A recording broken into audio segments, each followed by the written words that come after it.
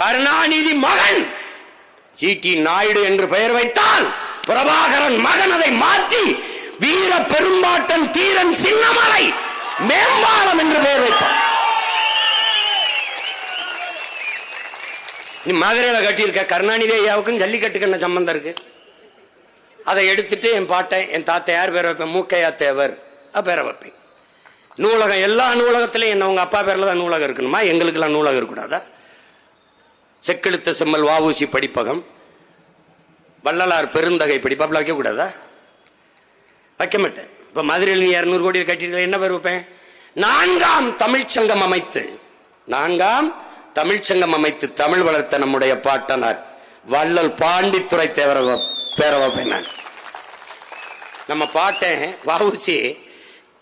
கப்பல் வாங்கி ஓட்டுறதுக்கு நிதி கேட்கும் போது நம்ம பாட்டன் அன்றைக்கு 1 லட்சம் ரூபா கொடுத்துருக்கான் பாண்டித்துறை. அவன் பேரை வைப்பேன். நீ மதுரைக்கு போகும்போது பாரு வள்ளல் பாண்டித்துறைக்கு ஏதாவது இடம் இருக்கான்னு. சொந்த கட்டடங்களை கொடுத்தவன்டா நாட்டுக்கு எடுத்துக்கிறங்கன்ட்டு.